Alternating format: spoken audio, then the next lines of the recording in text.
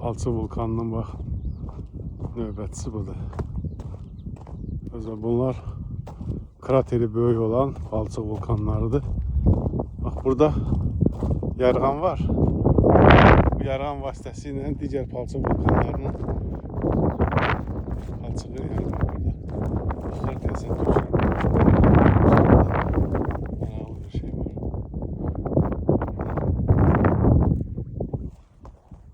Tökülür bura.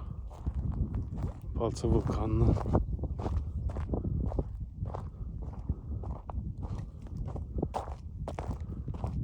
Burada təxminən biz gördük. Burada ikisi var.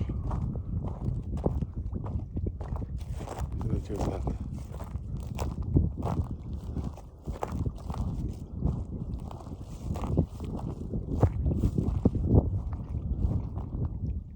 Çok güzel görüntüler var. Biri burada, biri orada.